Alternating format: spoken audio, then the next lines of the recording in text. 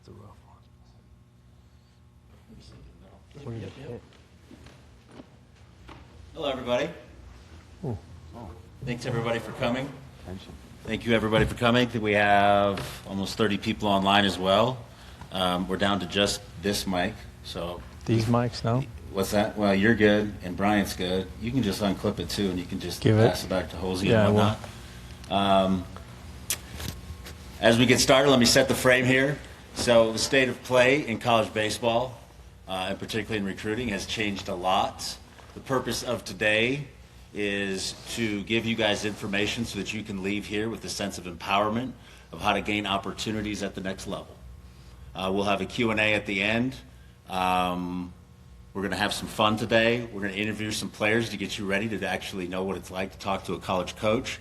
We have a lot of experience up here in a variety of ways. And to kick it off, let's start with you, sir. Okay. Please introduce yourself. Hello, my name is Richard Austin. I am a coach here at Slammers, and I'm also a head baseball coach at Dawson School.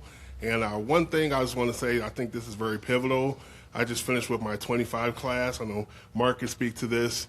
They're freshmen in college now, but when they were freshmen in high school, starting out, they were able to be recruited. Some were able to be, they were able to commit as ninth graders. And then in the 10th grade year, they changed the rule that coaches couldn't talk to them until their junior year. So like I said, I'm excited for this because, again, the recruiting world is always changing. My name is Tagg Bozied. I'm also a coach here at Slammers. I was a walk-on, just to give you guys some of how much things have changed, but also how much it doesn't matter. I was a walk-on out of high school. I ended up being a 3-time All-American. I played 11 years professionally. I didn't even know who my college coach was. So my senior year on this day, on April whatever it was, I was yet to meet my college head coach. I'd never met him. I'd spoken to the recruiting coordinator at the school I ended up going to. I personally think the sense of panic and the sense of anxiety that is around the recruiting scene nowadays is a little bit overstated, and that just comes from my personal experience. My father was a college football coach, and given all of that, that's still how it worked out for me. So as we go through this, and I feel like this is not meant to be a doomsday or anything. This is meant to educate and inform you guys so how you can translate this into your guys' future. And I was a late bloomer, and I know there's a lot of those guys in here too, and this is the purpose of this was to help you guys. So that's what I got. Go ahead, Peyton. My name is Peyton Remy. I'm also a coach here at Slammers. I'm the director of pitching as well. Looking forward to just educating you guys, hearing your guys' questions. The recruiting space right now is really fluid right now. It's changing every single day. So I know you guys have lots of questions, so thank you guys for being here. Hi, my name is Nino Geratano. I work here at Slammers. I help with the recruiting process for everyone. Haven't done a lot on this side of it, but going to transition to doing more with everyone, be available to answer questions and help you through the process. I coached at the Division I level as a head coach for 27 years, 34 years as a college coach. So I understand the recruiting process. I understand what it takes. I understand your anxiety towards the process because it's not perfect, but I can help in a lot of ways to kind of streamline it. If you want to continue to play and you want to go to college and you want to do that, there's a place. It just has to be the right fit. So keep that in mind as we go through this. My name is Mark Holzemer. I'm one of the owners of Slammers. I have the distinct, I would say, pleasure of coaching two of the guys on this panel. One of the guys to my left, when he was in your position, however many years ago, this just shows you there is no chance in the world I would ever have thought that guy would be running our facility. So miracles do happen. This guy to my right, same thing. Complete, both these guys, lunatics, absolute lunatics. So it just shows you, doesn't matter where you are, you can be successful. On a serious note, both these guys really good competitors. Lucky to be here. I had a 2016 class, was my first class that I had. Then I had a 2022 class. Then Rich and I just had a 2025 class. So I'm working on my 4th team starting this summer. I got a 2032 or 2030 group, and I'm going to answer any questions you guys have as long as they don't pertain to Bryant. Thank you. I'm Bryant Asnicar. I'm the GM here. I am Mark's secretary, as he likes to point out at the end of the day. No, like I said, we're here to answer any questions for you guys, kind of give you guys some knowledge. We went through the 22 class together. I had the first northern-based team. It was kind of the main class that went through multiple years. Getting those guys recruited, it was a lot of fun. I'm recycled now with the 27s, so I'm about to go through it. Some of them are sitting in this room. And kind of working through the landscape of college baseball and the academic side just as much as the athletic side, how much hold that holds against where you're going to end up going. So the biggest thing I can tell you, obviously, right, there's a lot of knowledge up here at the end of the day, is don't limit yourself based on what you think is good or not good.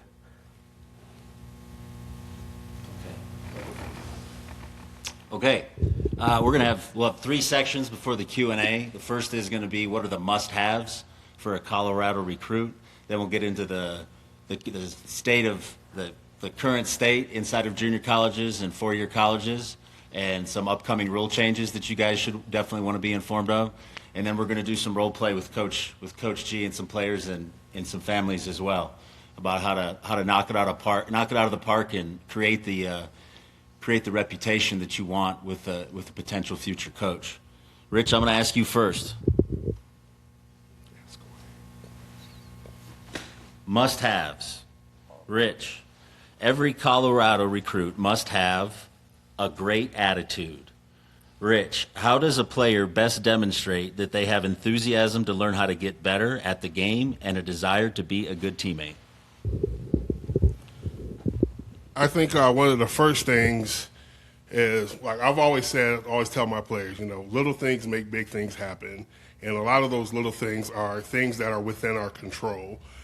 Number one, like within what they call it, the screen agers, the text age, when you go shake somebody's hand, and especially a college coach, when they go introduce themselves to you, whenever you shake somebody's hand, you look them in the eye. Always look them in the eye. And then when they're talking to you, again, keep looking them in the eye, because again, that shows attentiveness. Because if they see a player that's kind of just going off in the distance or something like that, or whatnot, then that might show the coach that he's maybe not interested in me, or again, maybe not a good teammate, because whatever that's coming out your mouth at the time is not important. It's not important enough to have that attention. And again, like I said, that's just to start off. And another thing that we can control, again, how we hustle, things that we can do coming on and off the field. One thing I used to challenge my team, my 25s, I used to play a game with them. I just told my outfielders, on the 3rd out, I want you to beat the infielders into the dugout. And then they kept doing it. They started doing it. And then over a course of time, the infielders realized, like, there's 3 guys that are, like, just zooming right past them. And then next thing you know, it became a competition within themselves, within the team. Well, to the coach's eye, they see 7 position players hauling buns off the field. The coaches don't know what's going on, the dynamic of what they have. What they see is 7 guys that get on the field, 7 guys that get off the field. And that shows a lot of hustle. That shows a lot of grit. So that shows, like, you know what? That might be a person that can play in my program. Another example, same thing. I had a catcher, same team. He has the shortest distance to go to. So he's like, hey, Rich. He's like, what can I do, like, to kind of be able to show that, like, I want to be able to show myself, besides just my play. And he did the little things, like on a ground ball, like he beat the runner to first base. He would do that. But I'm like, you know what? This is your time to shine. I'm like, you are the catcher. Like, you're the general out there. Now, We have leaders that can lead by example. Now, this is your time to be vocal, and this allowed him to step out of his shell a little bit. So, like when you're announcing your outs, the guy on field 3 should know how many outs are in our game. First and third, you allow the first and third play. Everybody knows that a first and third play is going on. This is a chance for you to be vocal. So when you get to the playing at the next level, like you're not a shy guy. You're not afraid of that moment. So college coaches, they see, if you're playing at a big-time program, if you're playing in front of 5,000, 6,000 people, well, this kid's not scared of being in that moment right there. So again, be always hustling, control the things that are within your control. The biggest thing that I've been able to see as a high school coach, the dynamic between like my upperclassmen and my underclassmen, is I challenge my underclassmen. Like, you're not just teammates. You are in a place where those underclassmen are not there yet. So this is a chance for you to also be a teacher. Like, I'm a coach, but also just to be able to have, if I have some upperclassmen that can also be other coaches, that kind of makes our dynamic better. And to me, when college coaches ask me about said player or whatnot, I'm like, yes, he's able to do this. His stats are this and everything, but like, he's a leader out there, and he can be a leader. He's a leader of men. A leader right now is a leader of young men, and so being able to hear that, coaches hear that, that's like, okay, so that means again, he's attentive. That's somebody that we can have a conversation with. That's somebody might not be afraid of change, or somebody that's becoming comfortable in an uncomfortable situation. Because trust me, when you go to that next level, you guys will be uncomfortable. But the more that you can make yourself comfortable in those situations, the better off that we're going to be. I'll add to that and say, never miss an opportunity to demonstrate enthusiasm. Your ability to demonstrate enthusiasm in your body language, in your character, in your facial expressions, in the way that you hustle on and off the field. Understand this about this game in particular. It's a game of failure. Any coach that becomes interested in you has already checked the boxes in terms of your talent. What they want to understand about you is how you can adapt during failure. And for some of you shy kids out there, and I know not everybody's a talker, not everybody's loud, not everybody can fill a room with their voice, but you can with your facial expression, but you can with your body language. Don't ever miss an opportunity to demonstrate enthusiasm to your teammates, to a coach, to your parents. Let there be a lightness to your presence when somebody watches you. That's what a college coach is going to look for. They want to understand that when you get challenged and when you fail, how are you going to respond? Enthusiasm is how you demonstrate what they want to see. Coach G, Nino, every Colorado recruit must have a highlight reel. What are the minimum digital requirements for a recruit to have? What are the best practices, the do's and the don'ts, and do coaches really watch them? Yeah, it's kind of like an elevator pitch, right? You're only going to get a certain number of time in order to show them how you move and what you're capable of doing. So from a digital standpoint, you're talking about academics, right? Got to have those validated. You're talking about what you can do with your statistics. So maybe launch angle, maybe bat speed, maybe velocity, maybe running times. You have to have those validated. Somehow, some way on a platform, you have to have those validated. You can't just throw those in there. Batting average, you can put it in there, but it's probably not a real big thing because who's keeping the book? How is that happening, right? They're looking for on-base percentage. They're looking for other things that you do inside of baseball, but more than anything from a digital standpoint, they're watching you move. So when that video comes across the desk of a coach that's doing the recruiting, 50 states, maybe there's thousands of emails a day that have videos attached to them, thousands of emails a year that have videos attached to them. So that means that you have between a 30-second to a 2-minute clip, if you're showing highlights, to condense those down. The angles really matter. The angles of those videos really matter. So parents, this is really for you. because you're involved with those angles. Chain link fence in the way doesn't really help you, right? You got to figure out how can I get to a position where I can show the angles of a hitter. And when you watch games on television, you'll understand the angles that are best to see the game from, correct? So when you watch a game on television, there's probably 4 different camera angles. There's that one in center field that zooms in so you can see the location of pitches and the movement of pitches. There's those angles that you see on the first base side and the third base side that are open angles so you can see the hitter move, right? There's angles behind the pitcher so you can see arm action. So you want to be able to condense that down into 30-second clips for your digital work. But you have to understand, like, how can I do this? You don't just want a clip. You don't just want a clip. You want a clip that catches the attention of a college recruiter. Most college recruiters, they're movement experts. That's what they do. They watch people move, and they compare people, how they move compared to people that they've seen that play at a high level. So there's always a comp package of how your son moves comparison. Hopefully you move like Mike Trout. Hopefully you move like Aaron Judge. Maybe you don't move like them, but there's a comp package that each college coach has of their players that really move. So if you're going to look at a power hitter, the way Tagg moves for me, that comps for me from a power hitting standpoint. When I'm going to look at a pitching prospect and I want to look at the depth of the breaking ball, Mark's the comp for me. So you want to have some type of a comp of how your son moves in that arena, right?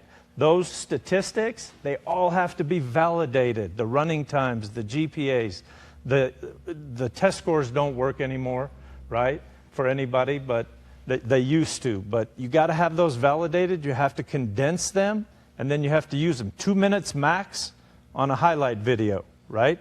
Probably 20 seconds max on a one clip. If you want to watch the warm-up pitches and then you want to watch one hitter and you want to be able to see those pitches, great. But that's the digital piece, and you have to have a footprint so that you can send that to a college recruiter and he can go to that and see you move. That's what he really wants to do. He doesn't want to just read it. He wants to see you move. So make sure you're ready to move when you do those videos. Mark, do you want to add to that in terms of like a pitcher? I feel like the frame of the digital highlight reel works towards for a position player because you have so many different phases that you can demonstrate. Do you want to expand on, like, for a pitcher and putting together a highlight reel? Is it just showing strikeouts? Like, how best does a pitcher represent themselves through video? Well, first off, I want to reiterate what Tagg said. So what they want to see when they come out to games, they want to see if you guys fail, how you handle that. Coaches, it is such a big deal. They have to make a decision on you if they want to deal with you for the next 3 to 4 years. And if you're, hey, I know we're live, but you guys, I'm going to keep it real. If you're a shithead, they don't want to deal with that. They don't want to deal with that. If they see you have a bad day and you throw your stuff and you go in the dugout and you don't dab up your teammates, you have nothing to do with them, you're pouty because you think, the end of the world's coming because you didn't get a hit in front of the coaches that are here. They don't want to, they almost would rather see you fail and see how you guys react to that. So what Tagg said, I think you guys all need to take out of this, to make sure you know how to deal with failure, because if you haven't dealt with it much in high school, the next level you're going to. So they want to see that. From a video standpoint, if your son is a pitcher and you guys are getting it and it looks like it's a view from the Hubble telescope, doesn't do them much good. All right? You guys have got to get up and get uncomfortable and get the phone or whatever it is you're using through the fence and get, if you can, the open side. So if I'm left-handed, you got to be over on the first base side, and you need to get some side view for your son. If he's a right-handed pitcher, you need to get on the third base side and from the front. Anything that you can get with velocity that's on the video is huge. Now the pocket radars, a lot of times that incorporates in with your phone, and so it shows the video with the velocity. They want to see that. I hate to tell you guys this. I've had parents who spend $1,500, $2,000 on videos with smoke coming out with, their name and all this, and Metallica playing in the background. they literally look at like 2 or 3 swings and they know right off 2 or 3 swings, 2 or 3 throws, and they know if they're going to watch that video anymore. So the beginning of it has to get their attention. If you're a runner, if you can fly, the beginning of your video should be showing them speed. If you have some juice, your first video should be some bombs going out of the park. If you have a good arm and you're a pitcher, the first thing should be your best velo. All right, and it should be that you can see it, like these guys are saying. If it's, sometimes you guys know from the game changer video, it looks like you're gonna like on Mars. All right, you guys are gonna have to get up and get a better view of that. All right, so just understand that. From a social media standpoint, really quick. So I got a million stories. I'll try and keep this short. I had a kid, really good pitcher, good arm. Okay, moms, I'm gonna just tell you I'm sorry, all right, before I get to the end of this. I had the coach from New Mexico call me, ask me about this kid. Said, hey, tell me about this kid. He goes, I just watched him pitch today at Heritage. I really like him, competitor, but I just went on his Twitter. Have you been on his Twitter account? And I said, no, I haven't been on his Twitter account. He goes, you might want to go take a look at it, because after I went to his Twitter account, I'm not recruiting him now. And I go, oh, what's on there? He goes, go take a look and give me a call back.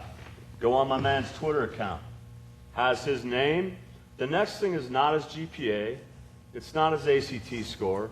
It's not anything except, so that little phrase right there cost him a scholarship to go to New Mexico. So you guys on your social media, make sure you're paying attention to what's on there.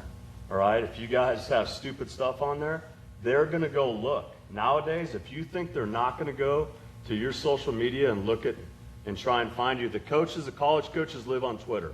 All right, they live on Twitter. So if you don't have a Twitter account and it doesn't have your videos on there, good videos, and it doesn't have your GPA and it doesn't have what you're good at, then you're missing an opportunity. But make sure it's good stuff and not that kind of stuff.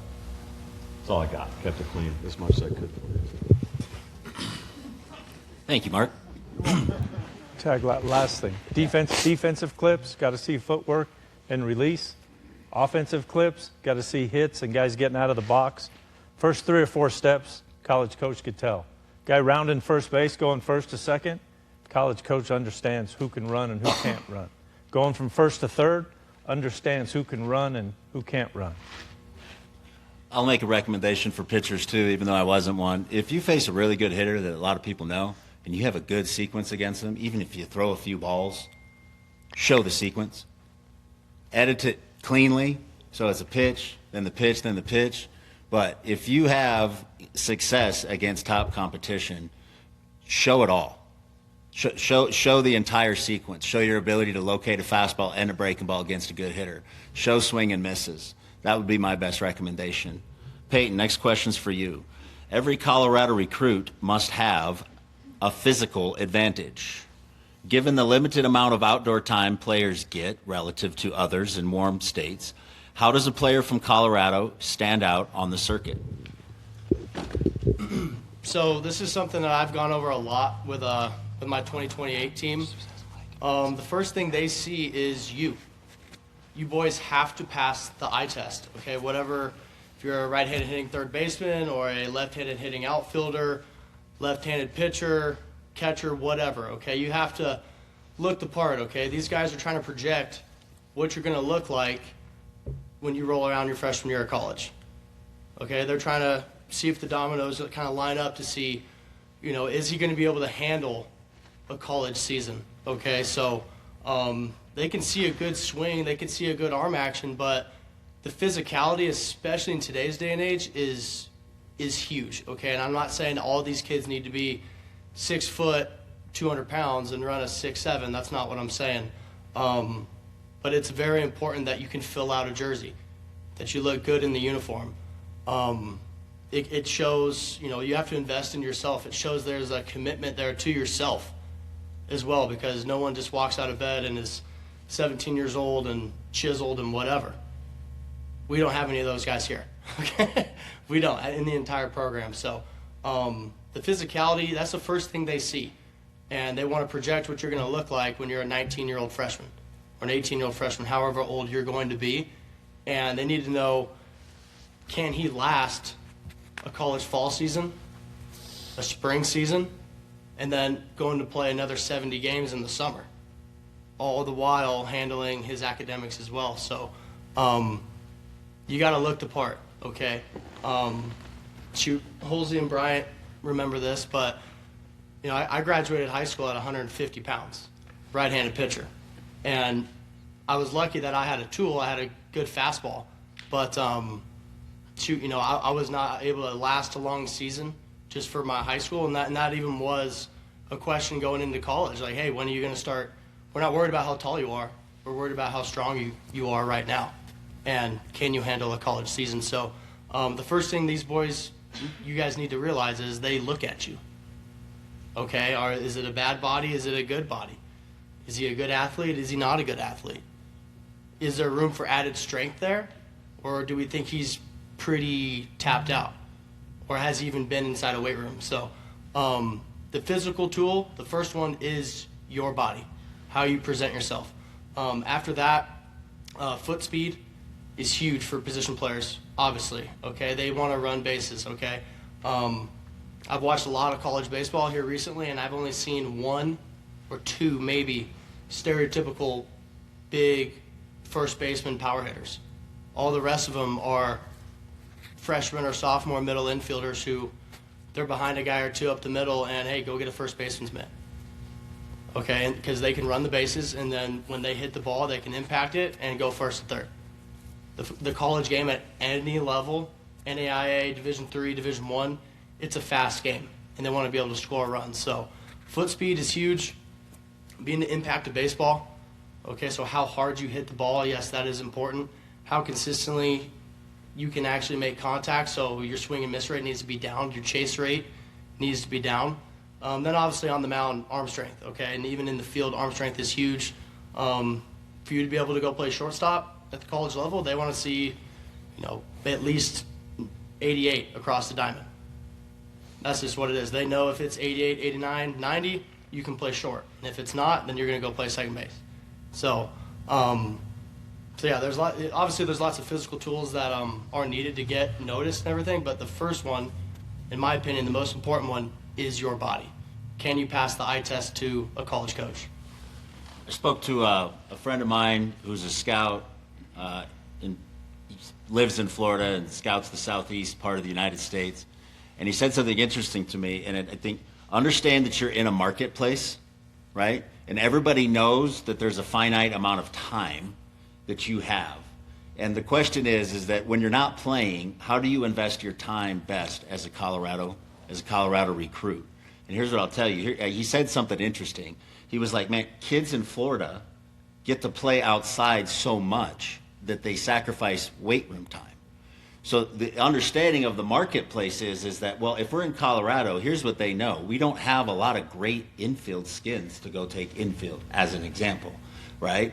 So your biggest advantage that you have to make as a Colorado player is your body. That's kind of what he told me, right?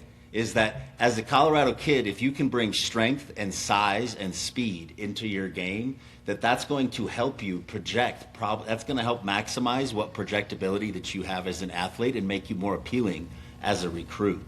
So right over there is a state-of-the-art facility, and that's why it looks like that. That's to try to create an advantage that a Colorado kid has, because we don't get a chance to work on a lot of defense. Maybe our breaking ball command isn't so good because we throw at elevation a lot. Work on creating a physical advantage, because when you are viewed from Colorado, that's what's going to stick out. That's what's going to help maximize the perception of your potential. Bryant, please tell us, what else is on the list of must-haves for a Colorado recruit, or just a recruit in general? Academics, the biggest thing. Nino touched on it a little bit. At the end of the day, if you guys can't take care of what you need to do in the classroom, right, you're limiting yourself, right? Top 75% of the kids in the country that are non-academic play in warm weather states. You're competing against guys that, like he said, they get on the dirt every day, all the time. So how do you separate yourself, right? Strength, overall, right? And then perception is reality, right? They've all touched on different aspects of it. The way you're perceived in the first 10 seconds is going to tell that guy whether he stays to watch you or not, right? The first 10 seconds of the video. Perception is reality, and it gets missed a ton, right? The other thing of this is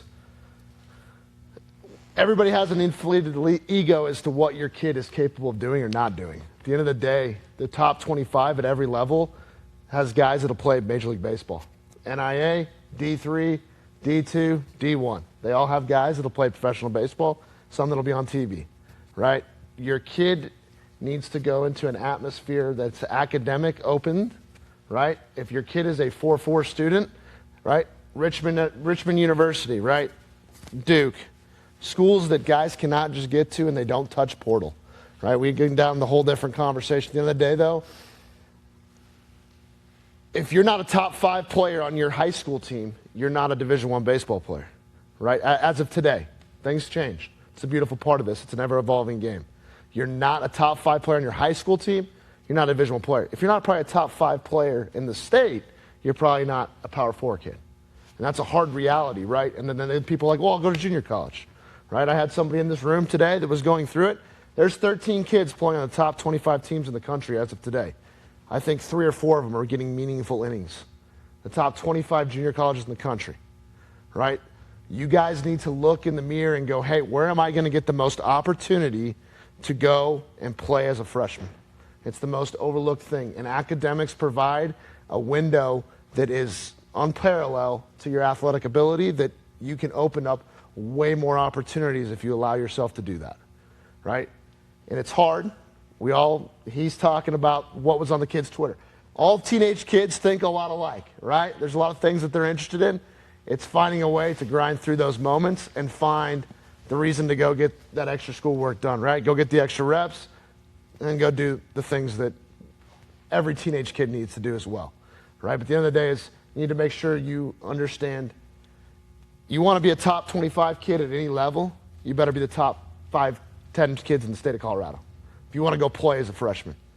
When you guys walk out of here, our goal is that you're going to get meaningful innings, not how good's the name across your chest, right? Because if you go somewhere where you get opportunity, and if you're good enough, especially in the current landscape, you will go somewhere else. If you go somewhere with a name and you don't play, it's really hard to go somewhere else. Chad, can I add to that real quick? 3 things you can control and control the controllables: attitude, effort, and academics. Those are the 3 things that you can control. And you have to control those very well if you want to have a chance at the next level. Okay? That's going to be for you. Coaches. So this is Nino wanted me to bring up my high school career, and this is why he did this. So I really started focusing on grades in May of my senior year. So that didn't work out real well for me. So from a standpoint, Nino's the only guy in the room that saw me play in high school, I think, here. I was okay, but I didn't get a chance to go to any Division I schools because of my grades. I ended up going to a junior college, and for those of you who want a nice vacation destination, Seminole, Oklahoma, tremendous in the summer, all right? So not what I was expecting, all right? From a standpoint for junior college, go there, really small town, and all we did was play baseball, all right? All we did was practice. So in the fall, we played 60 games in the fall, and we played 100 games in the spring. They changed the rule legitimately because of my junior college coach, all right? We played 100 games in the spring. We were 85-15 the year I was there. We went to the Junior College World Series. But it was a great experience for me to get away, to grow up, go through that whole experience. But I have a lot of kids now that I deal with and parents, and they kind of, look down upon a junior college, opportunity. If you're an unbelievable student and, you're a 3.5 guy, maybe junior college, it's not the route because you can probably go to some other schools. If you're really focused on baseball and that's something you want to pursue, junior college is a really good route because you're going to go there and you better be ready because it's really about baseball. The other levels, D3, NAIA, D2, Division I, you guys need to really think about what are you doing and what is in it for you. Are you going there for baseball, or are you trying to get a good education? Hopefully you have good grades, you're helping your parents out, and you're trying to find a fit for you. And that's where, like we keep saying, you know, are you going to get a chance to play? Realistically, as freshmen, just so you guys all know, you're not going to get to play a whole lot as freshmen. All right? You start looking across the landscape of kids that have played here before, guys that have played for Rich, you know, for me or Bryant, they haven't played a ton as freshmen. But that doesn't mean you got to bounce out either.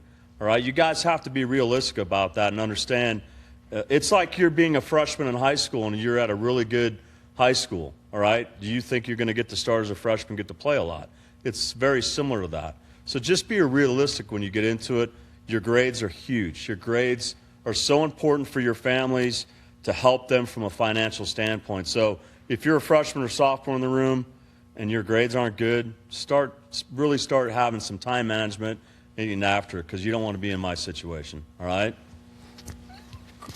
Quick statistics, and then I'll let Tagg go on. 5 years ago, 12% of the freshmen were playing 50% or less at the Division I level. Since the transfer portal, 4% of the freshmen are playing at the Division I level as a freshman. Wow. Coach, has got anything else before we move on to the revision of rules? Yeah, real quick. Yeah, please. Just to kind of expound on what Brian said, this is to all the players when he talked about, you know, take care of your stuff, and then, you know, you want to go do teenage stuff and whatnot. I know these guys can tell you college baseball has become a business now. So being able to invest in yourself, and if it means like, well, you know what, I'm not going to go out Friday night, or I'm not going to go out Saturday night. I need to invest myself to make sure I'm ready, because again, now at the next level, it was different from when I went to school. Because I went to school, you know, my college coach was, to this day, is one of my best friends, was a guy, you know, that helped me grow from a young man to a man. And the one thing that he always said, he said to us, you know, if I really wanted to be a rich man, I wouldn't be coaching college baseball. The landscape has changed now. College coaches do get paid. And for them to keep their jobs, they want to keep people on there. They want guys that are going to help them win. So again, if you want to go have a good time and whatnot, understand that's a sacrifice that you might be putting yourself in, as to the kid that's investing in himself to get that opportunity so he can be ready when he steps on a college campus. Right. One last thing, and I'll be quiet quick. Last thing is, he talks on social media, right? You guys are all familiar with ChatGPT, because I know you guys use it to do your homework, right? They have algorithms now in AI that are searching your social media profiles, that are going to go tell them what you've clicked on, what girls' profiles you've looked at, right? All of that stuff that you guys click is information they can access, right? Guys that are getting paid in college sports are now paying agencies in to go wipe their social media profiles. Pay attention, not just what you're posting, what you're clicking. Okay? You guys don't think that's a huge deal? It's a really big deal, because it shows up in these nice little AI algorithms. Understand, everything you do in this day and age is in a database somewhere, and if someone knows what they're doing, they can find it. I got one more quick thing. Oh, yes, go. Keep it coming. That's why we're here, really man. quick. This is super quick. So Peyton said he was 150 pounds when he graduated high school. So was Bryant. I just want to bring that up. Thanks. Oh, man. Coach, you know what's funny? So we have a bi-weekly podcast that we've been putting out that's on the college recruiting thing. And a few weeks ago, Nino said something that's really interesting, and I want to frame it in a message of encouragement about the 4%. Okay, so that loss of the used to be 12% of freshmen were playing at least 50% of the games, and now it's 4%. Rest assured that there are still 8% of those freshmen that will become great players someday. Okay, and they'll become good competitive players that help programs win. I asked Nino on the podcast, what is a relationship with a great player like? And he used one word. He says, it's a conversation. So my biggest encouragement to you guys is to be open. And just because you don't get what you want in the moment, don't let that bottle you up. Don't let that close you off. Your relationship with your coach is probably one of the most important ones that you're going to have. It is the most important one that you're going to have if you want to go play. As soon as you leave the house, that is probably the most important relationship that you're going to have. Remember that and make it a conversation. Absolutely. All right. Moving on to the current state of NCAA and NJCAA recruiting process. Nino, can you please enlighten us to what changes are going into effect in the next 1 to 2 years that will affect current high school recruits? Yeah, I think you all have seen on social media, right? The roster limits have gone from 40 to 34 at the Division I level. And so the 34 scholarships, they went from 11.7 to 34 scholarships for 34 spots, but not every school has 34 scholarships. So they didn't just go from 11.7 to 34. Some went to 15, but their roster limit is still at 34. So no matter how many scholarships schools are giving, they only have 34 spots. The same thing at the Division II level. The Division II level, I think there are 9 scholarships. At the junior college level, there's 24 scholarships that can give out. That's the max. So if you go to a school that has the maximum scholarships allowed, that would be 24. At the Division III level, there are no scholarships, 0. So it's all financial aid, it's all academic based.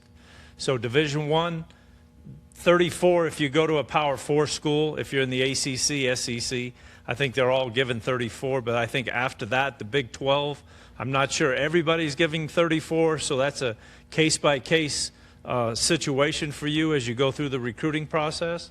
But I think that's something to understand, that when you go down to 34 players, that's all the players that you can have on your roster at the start of the fall. So you don't get to bring in 50 and cut down to 34. You have 34 slots to start the fall. You have 34 players with you in the spring, and that's at the Division I level. Same thing is happening at the Division II level. The Division III, a little different with the scholarship, because no scholarships, so it's kind of an unlimited roster base, but obviously it's really expensive, so it keeps their roster limits down. Junior college, few more players, but you got to understand at the junior college level, a few more players on that roster, and they're impacted. So we're still impacted by COVID. We're still impacted by the transfer portal. We're still impacted right now. And as you look at the social media, the 5-year situation, that hasn't been passed yet. So we're not in that situation where when you're 19, they're trying to pass when you're 19 years old, you have 5 years to complete your eligibility at whatever level you decide you want to go to, right? So right now, that's what's in the works for the NCAA. Hasn't been passed yet. Pretty good idea that it will be passed, that they're going to limit you to 5 years because of the NIL money. So when you look at that, unlimited NIL money, so everyone that goes to a Division I school has an opportunity to get some type of NIL money to help with scholarships. Coach, another question for you. So if we have 30 kids in here, and 25 of them go on to play college baseball, the odds are that probably 5 of them are going to get to the end of their first year and they're going to say, I want to hit the transfer portal. Can you enlighten them? What are the boxes that should be checked for a player to really consider that a realistic option for them? Yeah, I think you have to have an idea if you go in the transfer portal, what you want. So maybe you want a different size school. Maybe it's geographically you want to be closer to home. Maybe you want to go someplace where you have a better opportunity to play. So there's a lot of things to consider, right, when you enter into the transfer portal. The one thing I would caution you against of going into the transfer portal, 52% of the players that went into the transfer portal last year did not find a place to play. So make sure if you're at a place and you fit in and it's maybe just about playing time, or maybe you're homesick, or maybe you want to figure some things out. Maybe it's economical, and so the economics play a part in that. I can't make that decision for you. But I would say that only 49% of the players, right, 48% of the players that are going into the transfer portal are finding a home for themselves to go play the very next year. So it's not as easy as we think, because it gets condensed. And if you've been paying attention to social media and you watch LSU baseball, sounds like he's getting ready to clean house again. He got rid of 18 guys last year, and he might get rid of some this year. If you've been paying attention, he said, I don't know if I constructed this team. And he got all the best transfers in the country to go to LSU. And so I don't know if I believe everything I see on social media, but what they're portraying is that he's getting ready to put a new roster together. So those are the best of the best that they're getting ready to put a new roster together. Question on that, what was it, 52% didn't find a spot? Yes. Where do they go? They go back, or they go to college and just go to school. So they can stay at that university, but that's probably an awkward hallway passing. Yeah, you can always go back. And I think when you look at the transfer portal, right, there's a few reasons to transfer. It's not the right fit. Maybe socially, physically, the university's not the right fit. It's too cold. It's too big. It's too fast. It's too slow. They don't have football. Whatever those decisions are, right, you have to look at that.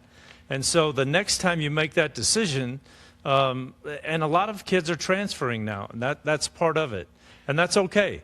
That's okay to go someplace and it doesn't work out for you, and then you want to find a place.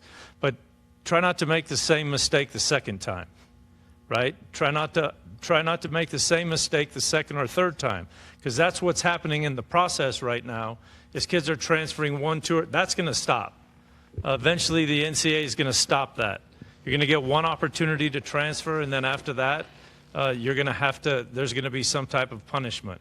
So that's coming down the path too, where they're not going to allow kids to transfer, get NIL money at 2 or 3 different schools, and then have opportunities. You're only going to get it one time, and you're only going to get that one transfer opportunity at some point. And that's coming, I would think, in the next 6 months. Can you elaborate from JC to D1 versus D1 to D1, the differences to them? Okay. The JC to JC to D1 versus D1 to D1, kind of the rules and how they apply in that regard? Yeah, so if you so there's a 4-2-4, there's a 4-4, right, to transfer. So if you go from a 4-year school to a 4-year school, you get a one-time transfer exemption, and you get to play right away. If you go 4-2-4, meaning you're at a 4-year school and you go to a junior college, then you have to get your AA, or you have to be eligible. You have to get the IGETSI is what it's called, right? So there's 48 transferable units that you have to have when you transfer down from a Division I to a junior college and you want to transfer back up to a Division I institution. So you have to go down there. You have to take care of the academic side of it in order to transfer back and be eligible. If you're a junior college player and you were eligible coming out of high school to be a Division I, Division II player, right, then you can go one semester as long as your grades are good enough.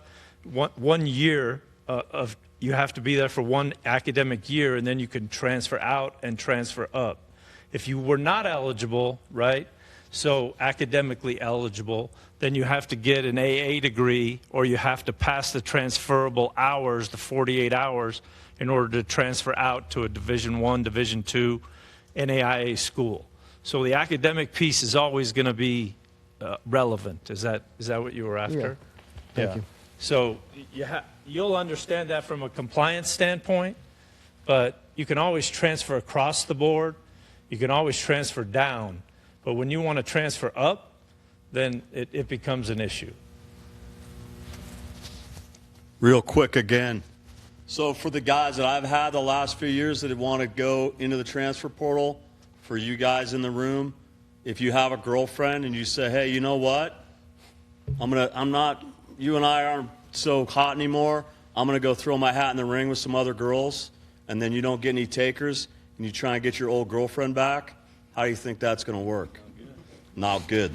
See, I'm keeping it real. Not good. Hey, I wanted to add something real quick. Hey, so you guys have all seen on social media, and you're hearing us talk about it now, the transfer portal. Our goal here is that you guys never want to get into the transfer portal because we found the right fit. Okay, so I think just in my personal experience when I was in high school, my parents were very honest with me about maybe the type of player I was, but especially with what they were willing to contribute for college. It was known, hey, you better get a scholarship of some kind because you're the oldest of 3 kids and, you know, mom's a teacher, dad builds houses, so sorry, but we don't have a college fund for you, like some of your friends and whatever, or your cousins. We don't have that. But I knew that at a fairly young age, probably my freshman year of high school, so we were always on board. Now, for me personally, I had to really try to perform on the field because I closed a lot of doors for myself academically. And Holsey and Bryant know this like firsthand. I closed a lot of doors for myself with just my academics, and then even on the social media side of things, because when I was in high school, Twitter was just made. Snapchat came around my sophomore year of high school. Instagram my sophomore year as well. So we were kind of the test dummies with it, and maybe in a different setting we can go we can go over some of those stories and whatnot, but no, parents, please be upfront and honest with your kid and say, hey, this is what we can do for college. The rest is on you. Okay, you're gonna have to take a loan out in your name because we won't do it, and so on and so forth. Tagg said it best, Coach said it best, right? Going from a young man into a man, you made some mistakes and he taught you how to be a man, right? And so you had to build a relationship with him. You had to fail a little bit. Everybody fails, but that's how he taught you how to be a man, so you stuck with it. Tagg said it best, right? When you go someplace, you have to build a relationship.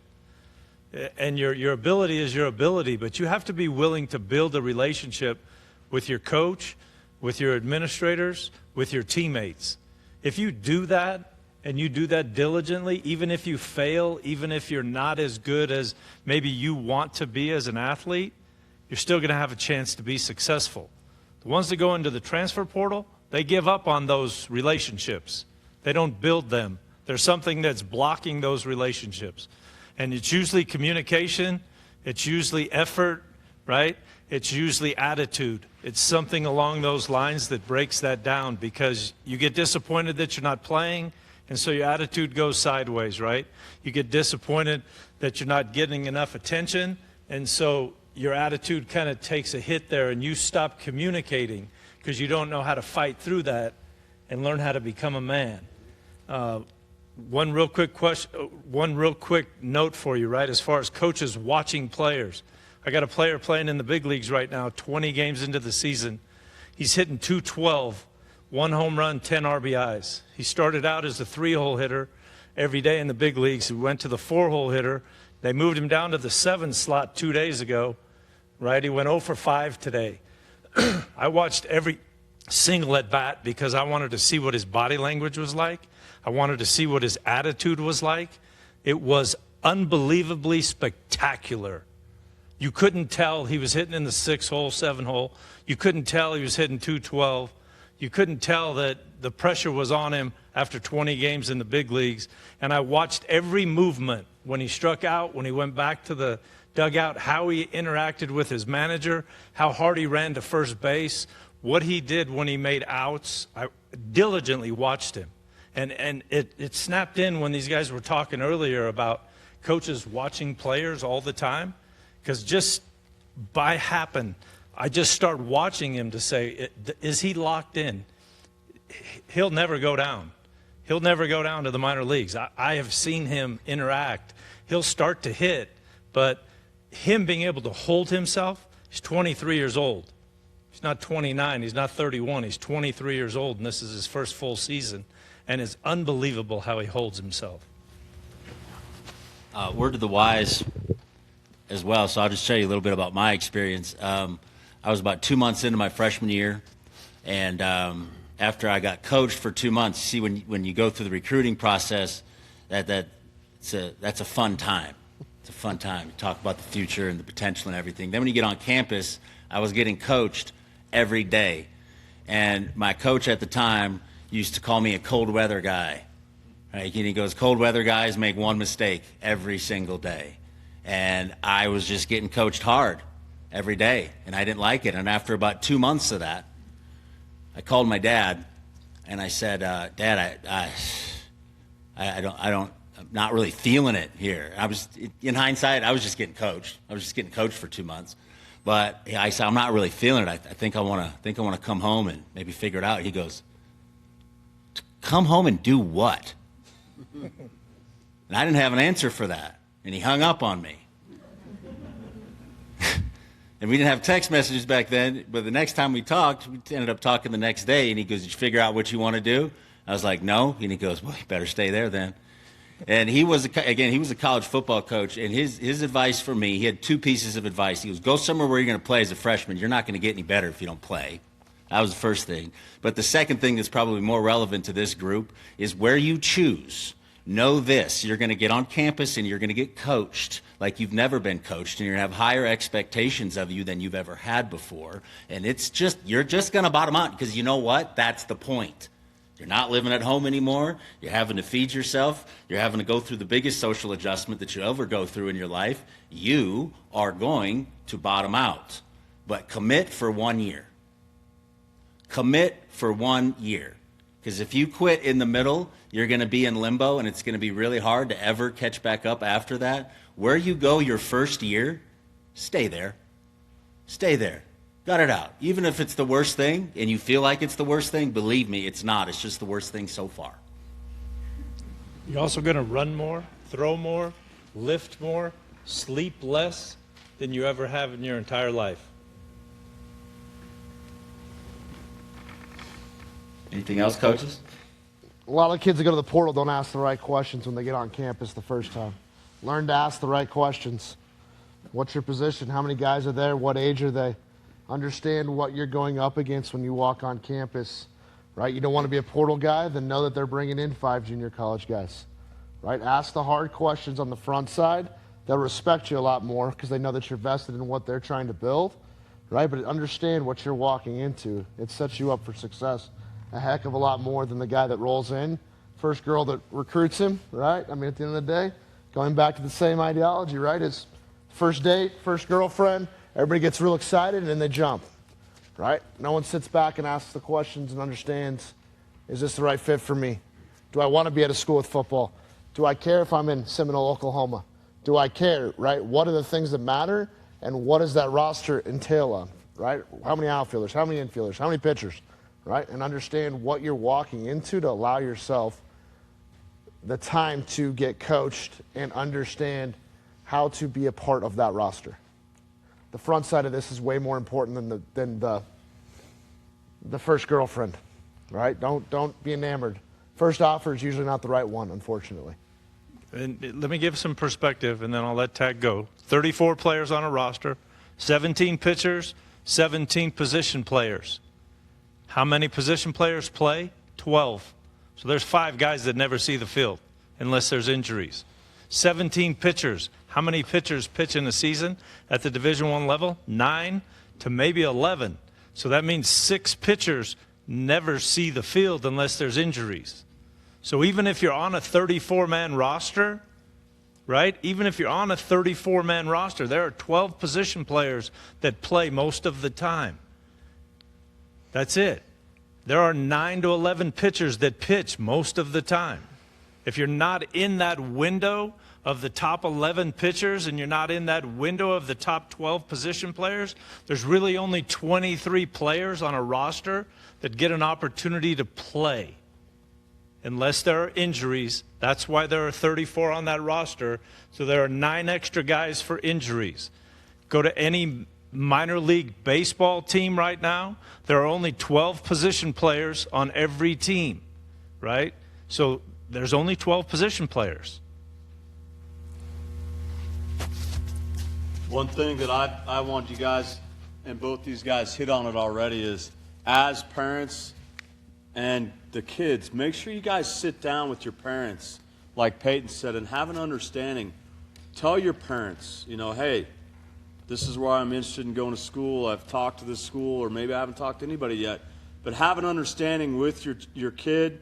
Hey, this is what we we can afford, this is what we can't afford. And so they have that. There's got to be some realistic expectations there. So how many of you guys have ever heard of the West Coast Conference? Kids in this room, raise your hand. No one's heard of the West Coast Conference? Interesting.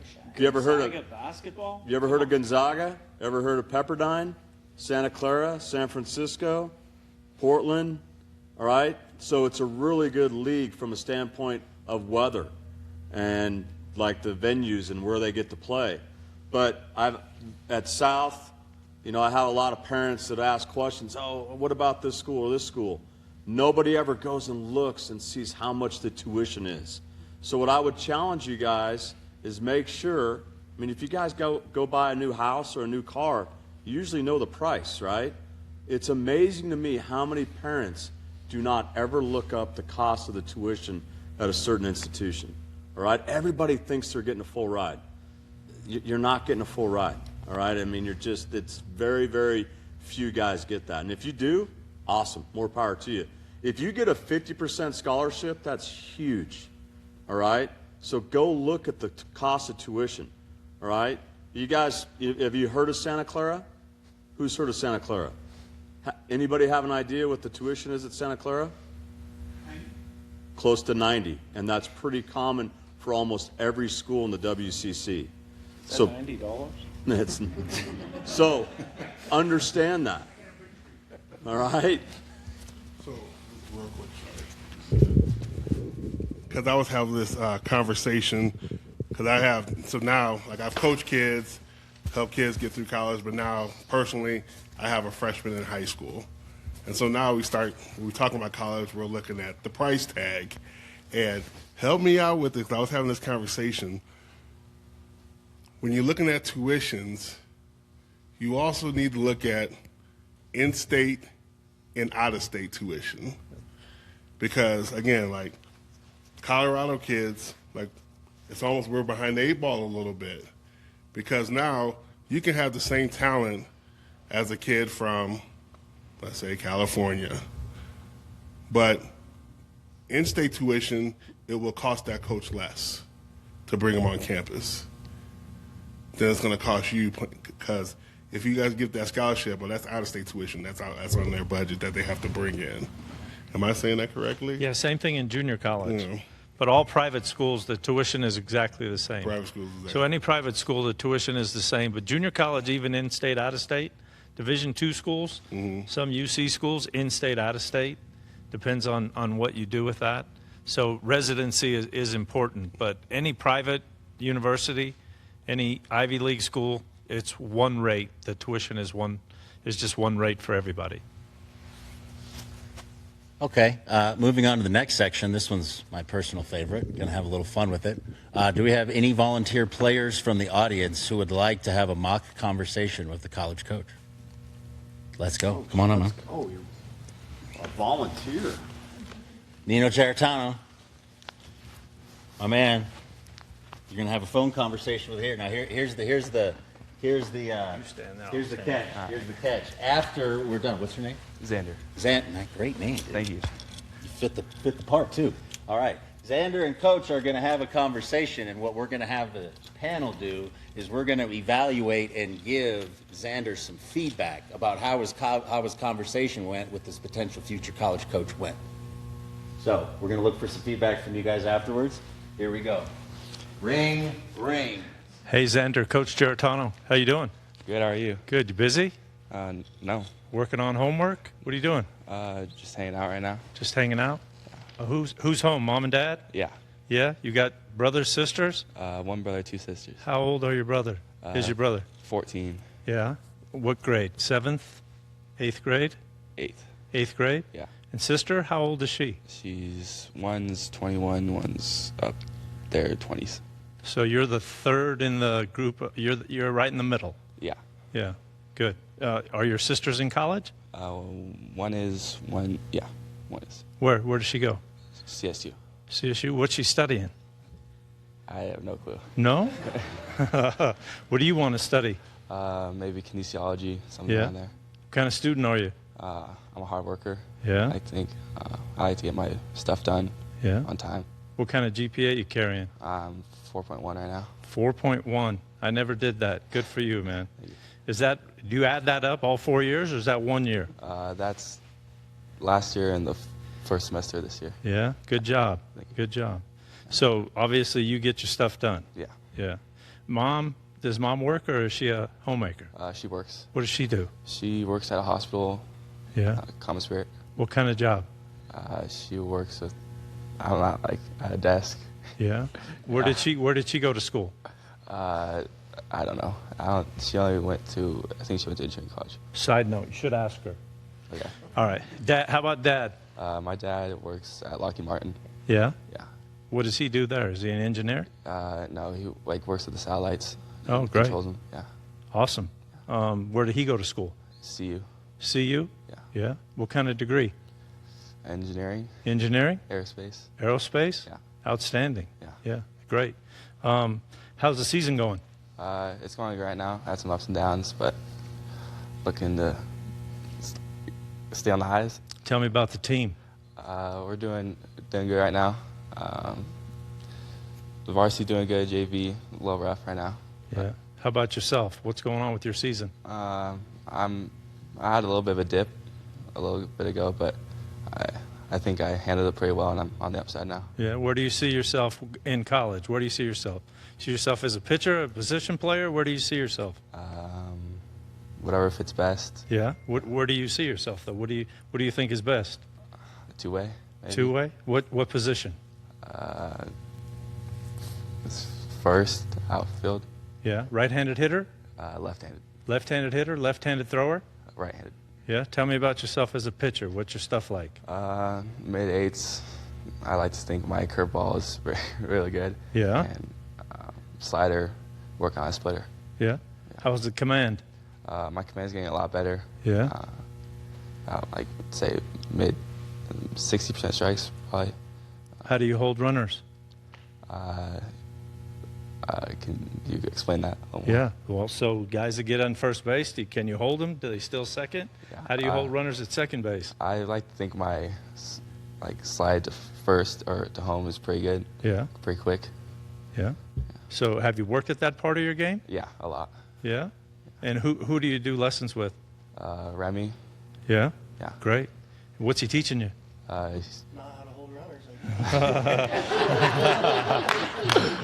What's he teaching you? he's just trying to get my body to move well and just to compete. Yeah. Go out there, win games. Would you consider yourself a leader? I would. What kind of leader? Vocal or? Vocal. I'm a quarterback, so Yeah. yeah. So you have an opportunity to communicate pretty well? Yeah. Yeah. Yes, sir. Good. What are you looking for? What are you looking for in college? What's important to you? Good degree. The best fit. Looking to play. What's the best fit for you? Getting as many innings as possible. Yeah. You want to go to a private school, big school, small school? What do you want to do? Just want to play. Yeah. What's going to be the important factors for you? Like a lot of innings and. You're doing great, by the way, so just hang in there, right? You're doing great. But as you can see, as we go through this conversation, see how many bullet points I'm trying to go through, and see how much preparation you need to do on the other side when you get ready to answer. They don't have to be perfect answers, Yeah. but you have to give some thought to this process, right, that I'm going through. I want to know what kind of student you are. I want to know about your family, right? I want to know about what's important to you as a player, right? Is coaching going to be important to you? Is your teammates going to be important to you? What are those things? I'm looking for leadership skills. I mean, I'm interrogating you unbelievably, right? And it's kind of in a relaxed setting, and it's okay if you don't answer the questions to my liking. You need to understand what you want to get across. Because when I get off the call, I'm going to write down all my notes. You know, sees himself as a two-way player, right? Wants to play first base, wants to pitch, right? I heard the curveball, right? When I talked about holding runners, that part didn't really it didn't sink in, but it probably doesn't at your level, right? But when you get to the next level, you're going to have to be able to hold runners, right? Yes, sir. And then you're going to have to be able to understand command, right, of that. So what I'm doing is I'm investing in you, right? I want to figure out when I talk to you on the phone, can I trust you?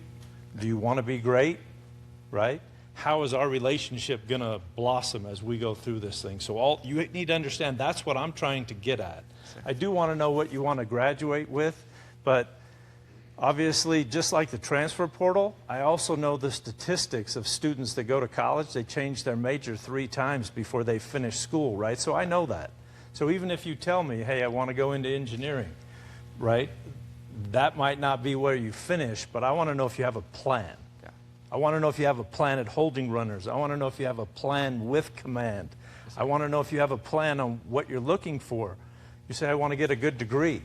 I think that's wonderful, right? I want to play on a great team. I want to do whatever I can to do that. And then we can critique this as a group, but I just wanted to throw that out there. But, man, way to have the courage to come up here and do it. Thank you. Word to the wise, too. So I work in the tech industry. And here's another thing I can tell you that college baseball coaches and programs aren't too far away from. They're going to have AI record those conversations and do a personality analysis on what you say and how you said it. Be prepared for that. Be prepared for that. That's coming. We got 2 more questions, 2 more mock ones. Do we have another volunteer? Great, Ashton. That means you're coming up, buddy. Ash, way to go, Ash. All right, going to set the scene here. We just finished a perfect game tournament on a Saturday. You just played the #1 team in the country, Ash, and you went 0 for 4 with 2 errors. Right? Yeah. And this coach who's interested in you and is potentially wants you to come play in his outfield, right? He's going to talk to you about that. You were 0 for 4 with 2 strikeouts. Can you handle that? Yeah. Let's go. Ash, good to see you. Good to see How you, you doing? Coach. How are you? Good, good. I'm all right. Yeah? Yeah. How'd you do today? I don't know. I went 0 for 4, 2 errors, but my thought process was good. Yeah. I really was trying to make adjustments. I just didn't produce today. Where do you think the strikeouts come from? Probably just my load. I felt a little out in front, a little off balance. The pitchers were really keeping me on my toes. I think it's easy, Ash. Swing at the good ones, take the bad ones. How many of the good ones you swing at today? Not a lot. How many of the bad ones did you swing at today? A lot. Maybe it's that simple. Yeah, maybe it might be that simple. Are your mom and dad here? Yeah, Yeah, bring them over up. there. Bring them up. Oh, here we go. Bring them up.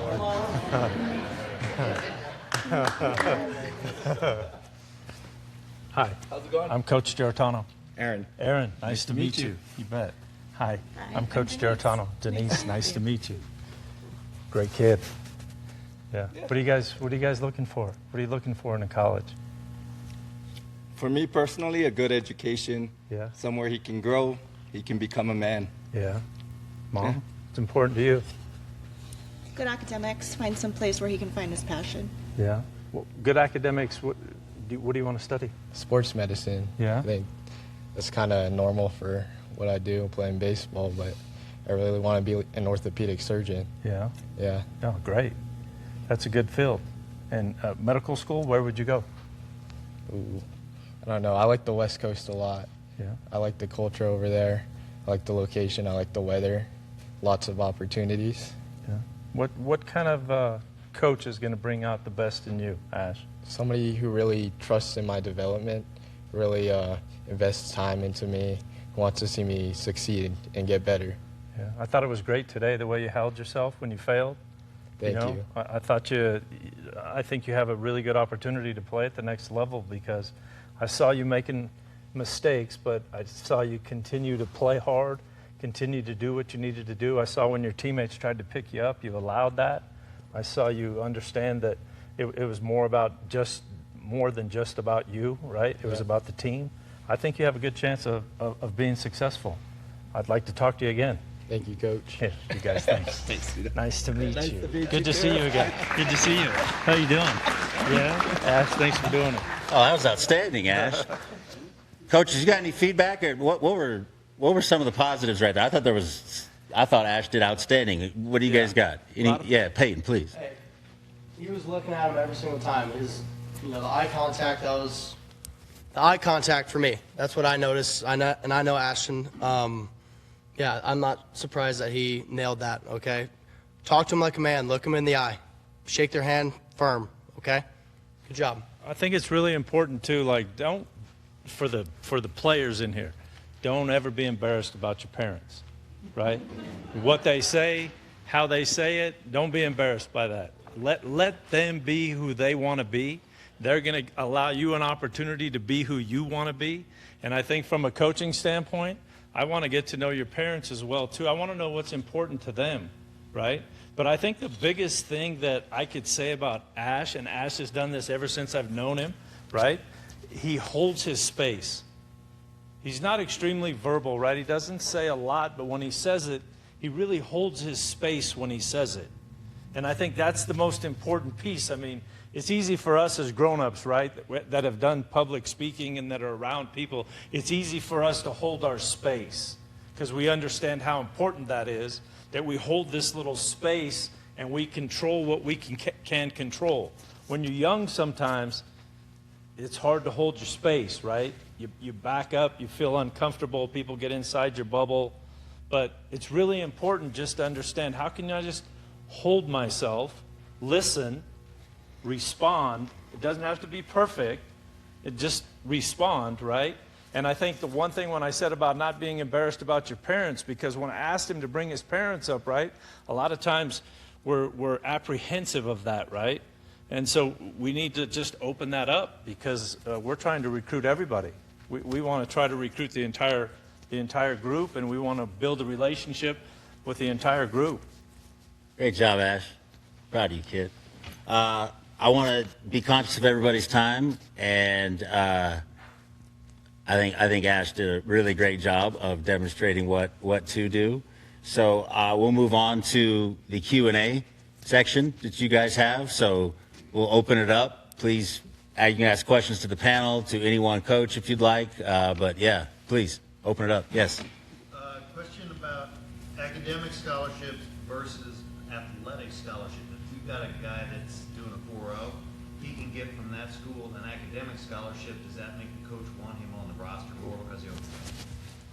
Before we answer that, I'll just repeat it for the people that are viewing online. What is the difference between an academic scholarship and an athletic scholarship? And does an academic scholarship make you more likely or more appealing to a college coach and to make his roster?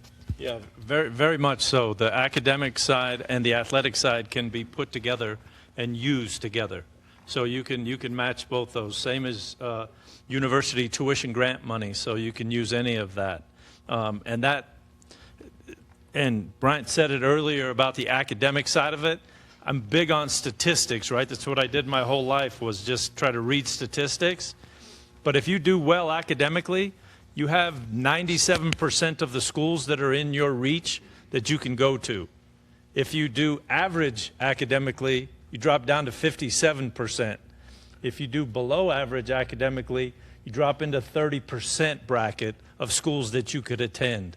So the academic side of it puts you in the 97th percentile. If you get to pick 97% of the schools you dream about going to, if you do well enough academically, those are within your reach.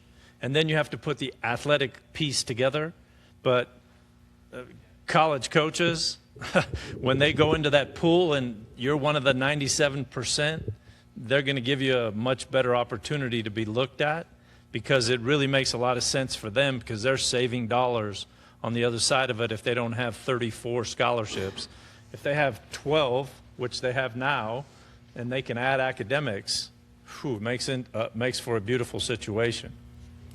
Just to add to that, and coach, because again, as a collegiate coach, when you have somebody that's strong academically, is that kind of like one less worry that you have about that player becoming ineligible during the season when you're counting on him? I just think it's a direct correlation of discipline, right? And I'm not saying I wasn't a great student. That means I didn't have great discipline. I had great work ethic, and I wanted to be a player. Mark was not a great student, but he had great ability, and that carried him, right? And then he became really knowledgeable from that standpoint. His son is a great student with the same ability that Mark had, and that's why he's doing something different from a academic standpoint, right? And I think it's a direct correlation of discipline. If you can discipline yourself to do your homework and excel academically as a coach, for me, I'm like, wow, that takes care of a lot. I don't have to worry about you. Now, when you get to college, there's a lot of other things that are tugging at you, but at least gives you one opportunity to take a deep breath and be like, you're going to take care of what you need to take care of academically. Now, the other side of it, Coach touched on it, is the physical piece. That's another sign that you have great discipline when you see the physical piece, right? And then the emotional piece is another side that you really want to put together.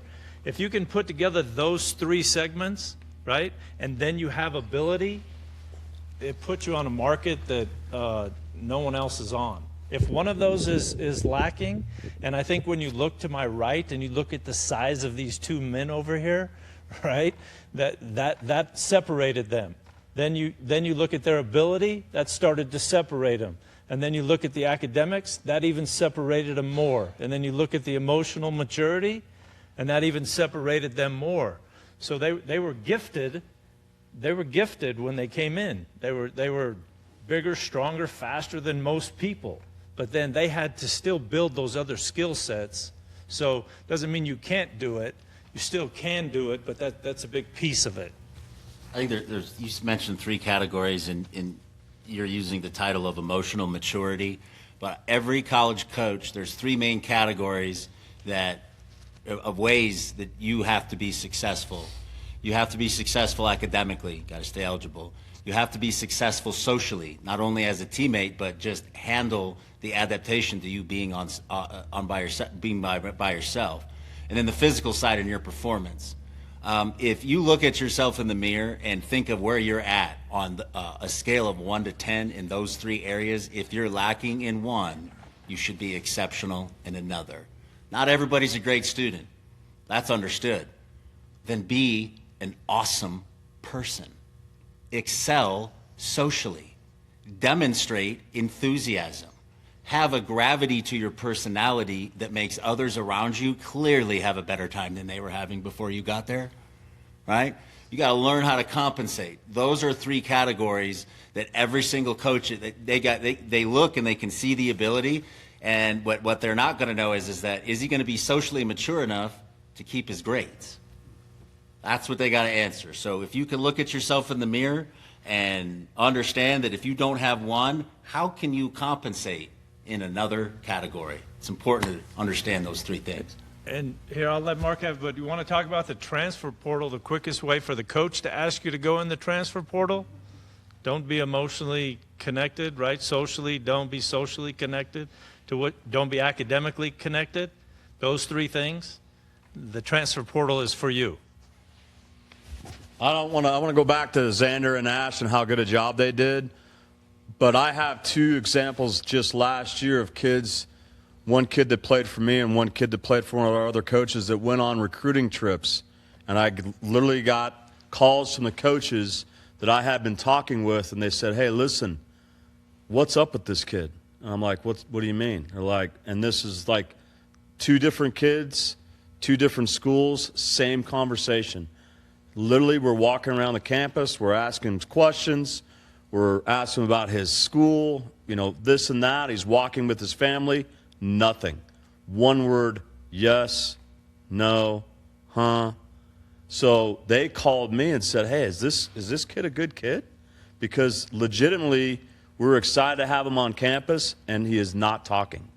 And our head coach at this point, we were planning on offering him, and if we don't see some enthusiasm, him talking, being engaged, we are not going to offer him today. And both those kids, unfortunately, did not get offers because on campus, they were horrible. All right? So don't underestimate how important it is that you guys, because your age, you guys are on your phones. All right? I drive vans around with the guys, in the summer and fall, and they literally sometimes are talking to themselves in the van on their phones. All right? That doesn't go over well with a college coach. You guys have got to be able to express, hopefully, your interest in the school and have some questions. Because if you don't, they're going to sit there and go, do I want to coach a mute for the next 4 years? I don't. I want somebody that's going to be energetic, want to be a leader, want to get more guys excited about this program. And right now, this kid has none of that. So we might pass on this kid. And like I said, and I'm not making this up, both those kids did not get offers from those schools. And going out there, the coaches told me, hey, we're going to offer them. But that's how bad their visits were. The one kid's mom called me crying. She said, I don't know what to say. He literally would not talk. You know, he was nervous, but you have to be able to talk if you get that opportunity, because they're evaluating everything, all right? I also think, too, we didn't get a chance to role play the last one, and that kind of rolls us into this. But it's on the recruiting visit, when you go, parents go. I think it's wonderful to have parents on the recruiting visit. But I also think, too, that you guys need to have a conversation as a family to be like, okay, there's going to be certain questions the coach is going to ask us as parents, and we're going to answer those questions. There's going to be certain questions that he asks you, and I'm going to let you answer those questions. I'm not going to answer for you. And don't look to me to answer for you. You answer them, right? And if you need help, we'll all jump in. But I think a lot of times on a visit, sometimes the parents will overtake the visit and they'll answer for their son, and it's a red flag sometimes, right? It's a red flag where it's like, oh no, we need him to answer this question. But it doesn't mean that the parents can't speak. You need to be in that visit, because when I asked the parents the question, what's important? And Dad said, somewhere you can get a good education, right? I want to hear that, because this is a good academic institution. I want to hear that. I want to hear someone that wants to be an orthopedic surgeon, because I'm like, well, he's thinking about after 4 years. I was trying to figure out how to get to that 4-year mark, right? He's thinking about 8 years of college. I got no worries when I'm having that conversation. So allow them the opportunity to hold that space, and you guys hold that space, and you'll all do a good job of that. But I think it's just one simple conversation where my son went on his recruiting visit to USC, saw USC Notre Dame play when they were number 1, number 2 in the country, met Lane Kiffin, sat down, talked to Lane Kiffin, went to dinner with the baseball coaches, and they were texting during dinner. And I called him and said, what do you think? He goes, I'm not coming to school here. And I said, why? He said, the coaches didn't even talk to me during dinner. They were on their phone. That's how easy it was to blow a visit for a kid. Just think how easy it is for a kid to blow a visit when he goes to a university. Next question? Yeah. Talk about the recruiting timelines for each of the divisions, just so people have an idea of when to expect the top 5%, Division I, or maybe by spring, junior year, et cetera. The question was, talk about the recruiting timelines by division. Yeah, January 1st of your junior year is the first time you could have direct contact, right? August, yeah, sorry. Yeah, August 1st of your junior year is the first time you could have direct contact with those college coaches. And they can evaluate you before that, but the first time that you can do that, and it changed now to January, where you can go on campus, where you can visit. The visits have changed, though. You used to only get 5 official visits, and now you can have an official visit to every single Division I school. I saw that the other day, where I was blown away by that. You can go see every Division I school that you want to in the country, so you can have as many of those visits as you want before you make a decision. The timeline for Division II junior college, they don't have an opening deadline, but they usually recruit a little bit later. They recruit in your senior year. You could be recruited by junior colleges as early as that same date that Division I schools are held to, but no one can do that before that. So August of your junior year is the very first time you could have contact with college coaches. Realistically, I would say you probably should plan on senior spring is the timetable, unless you're a high-end guy. The market has gotten way saturated, as he talked about with the portal, from my experience, and at the end of the day is you guys are shopping for what is going to be the experience hopefully for the next 4 years or 2 years. The longer you wait, the more you're going to get to the point of schools that are actually vested. Obviously there's the first date, right? The Division I schools, they're going to go after anybody and everybody they want, especially if they're a big name school. right? You're going to know that if your kid's a Division I, high-level Division I player, usually, right? There's obviously examples outside of that.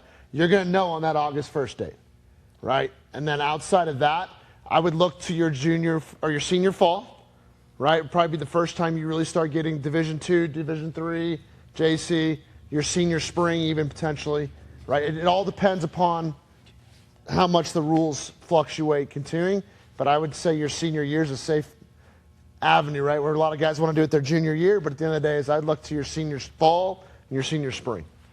I would also say, don't let the anxiety creep into your process if it doesn't happen right away.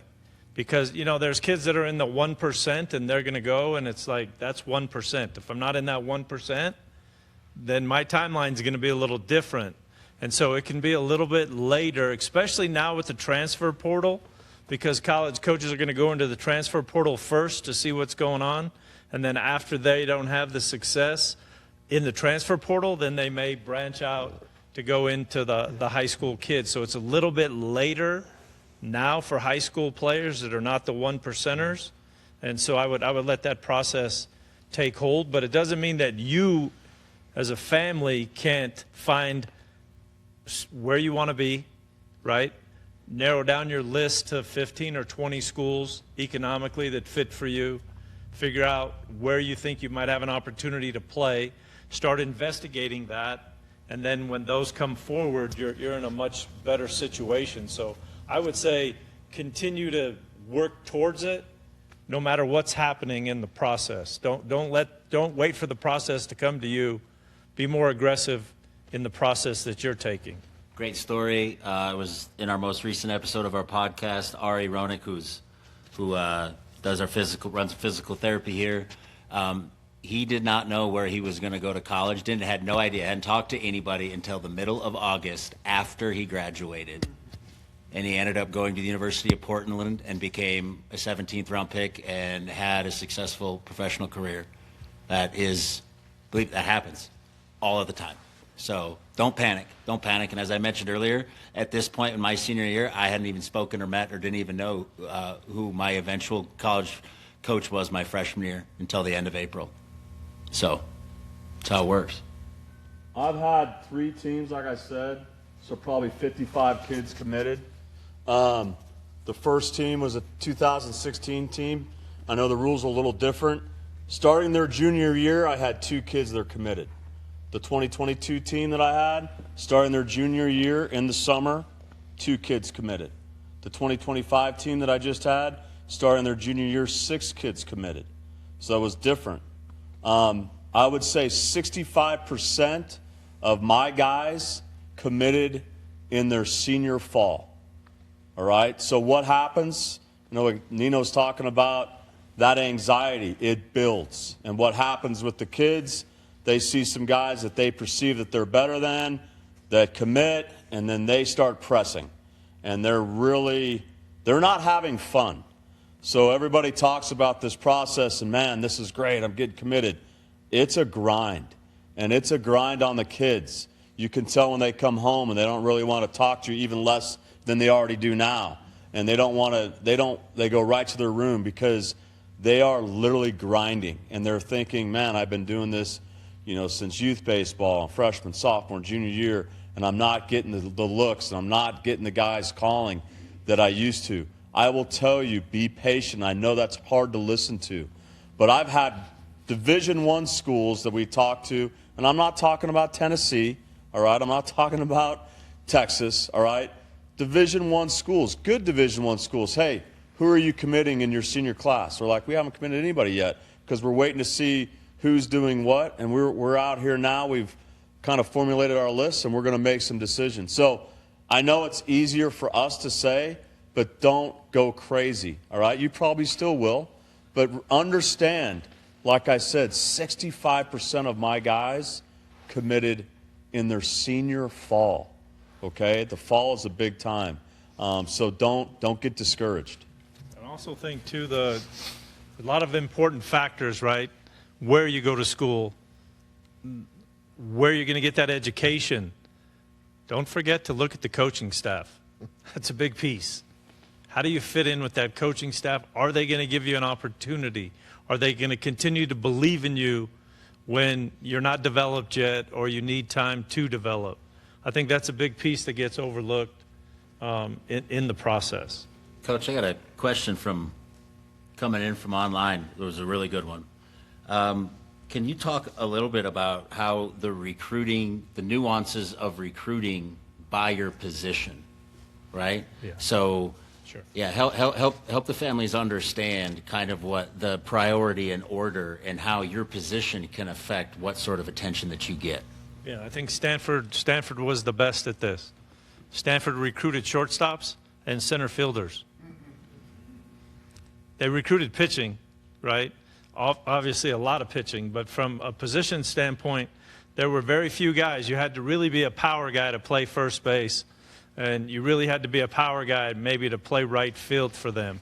But for the most part, they recruited almost all shortstops, and then they moved those guys to third base, second base, center field. They recruited almost all center fielders, and they moved them aside. It doesn't mean that's going to happen, but the more positions that you can play, the better opportunity you're going to have in the landscape of what's happening right now in baseball. So if you're a position player and you can play multiple positions, you have an opportunity to be more of an opportunity for you to go to a college because you can fit into different spots. There's only going to be one shortstop. There's only going to be one center fielder, right? And so there's going to be 4 guys that play the middle of the infield. So 4 guys that could play second base or shortstop, those guys are going to play, right? There's going to be 3 corner guys that fit in there. There's going to be 4 or 5 outfielders. One of them is going to be a DH, and there's going to be 3 catchers. So when you think about that dynamic from a pitching standpoint, then there's going to be 17 guys, right? And you got to figure out how do you fit into that dynamic of it. But from a position standpoint, right, if you can play multiple positions, you really have an opportunity. And I think when I asked the question on the phone, I was trying to get that information. Because a lot of times I'll talk to players and they'll be, I play shortstop. I don't want to play any other position. And just like, whoa, that's going to be a tough situation, right? You know, I want to be a starting pitcher. I don't want to pitch out of the bullpen. Well, there's only going to be 4 starters, right? So you're going to have to be one of those guys, right? You might have to pitch out of the bullpen, right? And how does your stuff play to that? And I think so. Hopefully that answers that part of the question. Would you add to that? I would add to it. I'm not necessarily in that same lane. I think just in terms of understanding the value order of things, left-handed power is the most coveted thing in the game. Right-handed power, and both power hitting, power throwing, okay? Left-handed power, both hitting and throwing, is probably the most coveted, most valuable thing in the game. Then I would probably say right-handed power. Then I would probably say speed.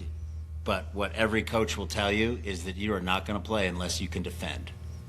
So however that works, that's kind of how the top down of it. I don't know if you have anything to expand on that, but I would say left-handed power, right-handed power, speed, and defense. Those 4 things, that has to be really self-evident to a spectator of you that you probably are one of those 4 things. Yeah, and I think even take it a step further, right? Coach talked earlier about the velocity from shortstop across the diamond, but take it one step even further if you go from a defensive standpoint. When you look all across professional baseball, they know percentage-wise how many of your throws that you throw from multi-angles make it to first base and the guy is out. So the accuracy of that, not the velocity of that. So guys that are at 97% accuracy from their position, whether they're on the run, whether they're in the hole, whether they're moving left or they're moving right, there's a statistic to that, right? So a college coach in a lot of ways will look at the accuracy of the throw. The velocity is something that maybe you're looking at a high level, but you're going to have that velocity. Can you have the accuracy that goes with it? Same thing kind of sits with pitching. You can have the velocity, but you have the accuracy in order to be able to pitch at that level so that you can throw to the 4 quadrants of the strike zone, right? And so multi-angle throwers, if you heard that, If you're going to be an infielder, you have to be a multi-angle thrower in order to play in the infield at a higher level. Can't throw from just one arm slot, because guys that throw on the run, they have to throw from a different arm slot. Sometimes when you move right or left, you have to change your arm slot. So there are different angles that you have to be able to throw from in order to be successful. So that's body control, that's strength. That's really strength and body control if you really want to be an elite level defender.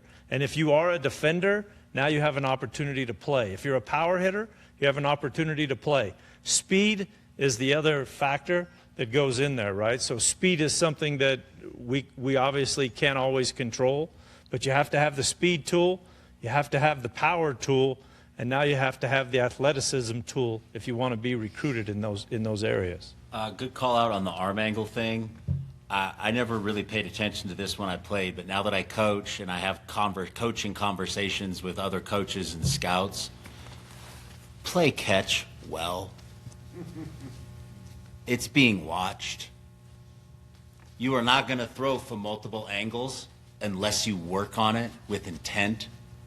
And so when you're playing catch, you're not just warming up and loosening up. I can guarantee if you want to gain the attention of a college coach and show them that because think about it, what are the chances that you get to play on a run in a game? It's not very often, but are you going to be ready for it? Coaches watch you play catch. You demonstrate your habits, and that's what they care about most, is your habits.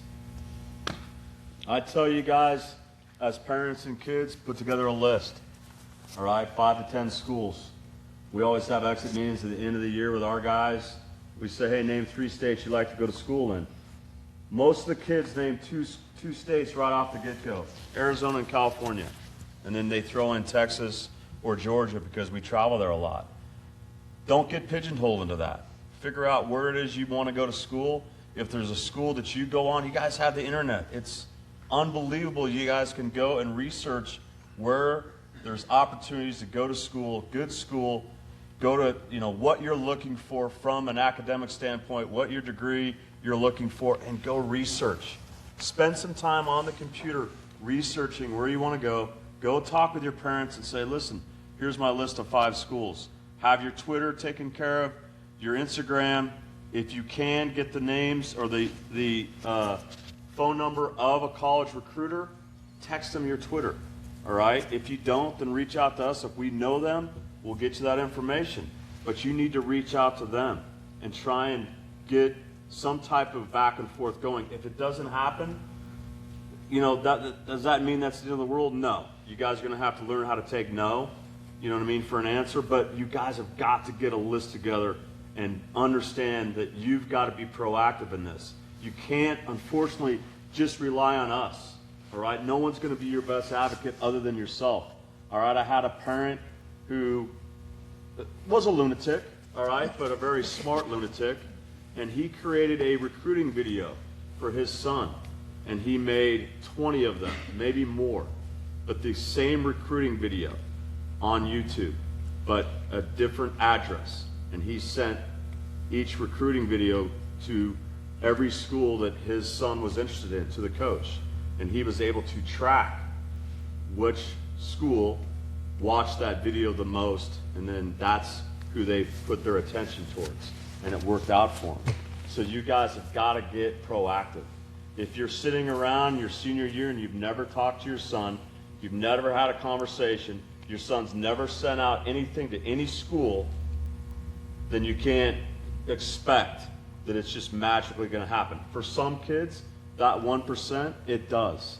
For the majority of kids, especially in Colorado, you've got to be proactive. You've got to reach out, and then you got to say to us, hey, do you know the coach here or there?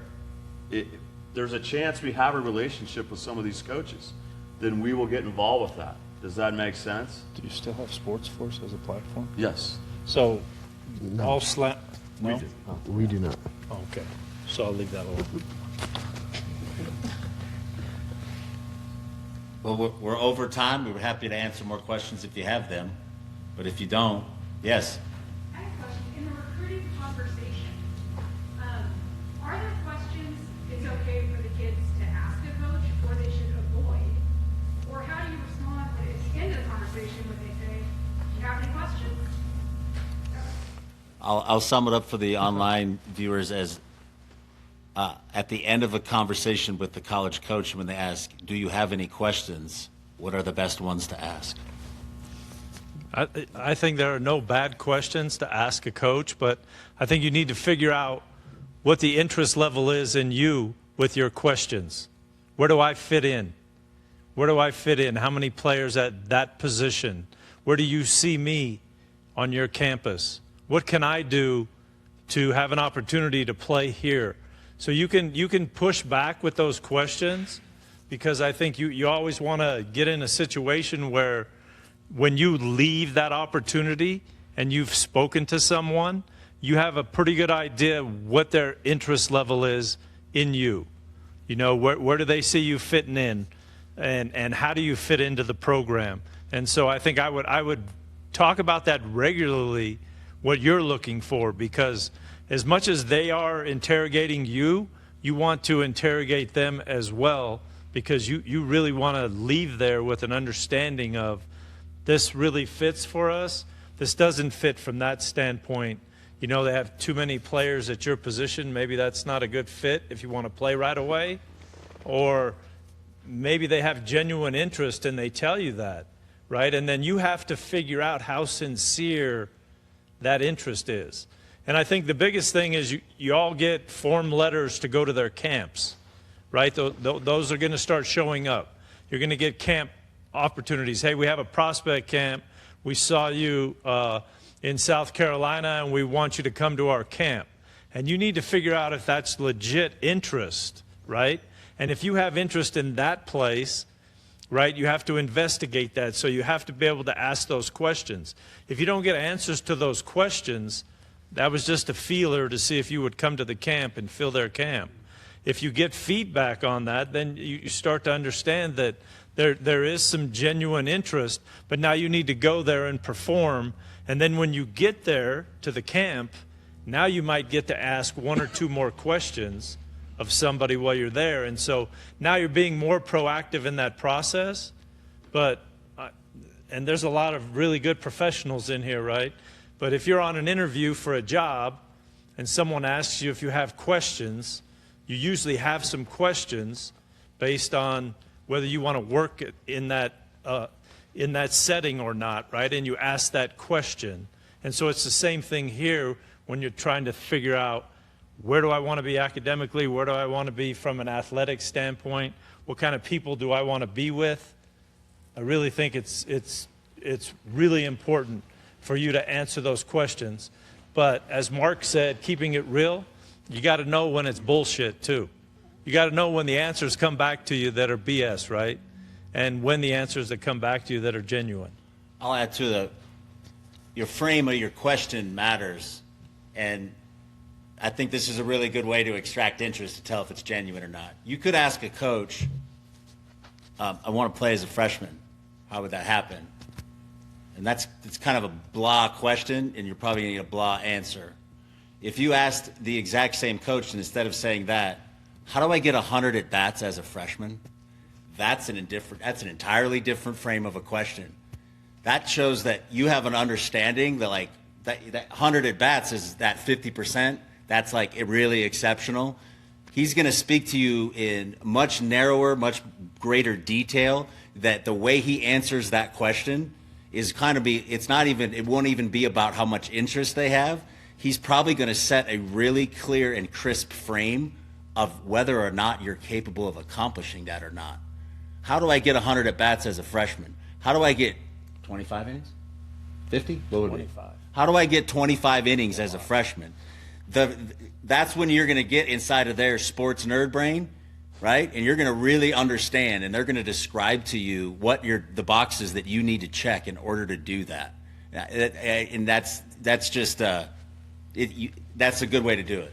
Tagg, before we close, give them the answer that your dad gave you about facilitating your dream, because I think that's really poignant for everybody to hear. Yeah. One thing real quick.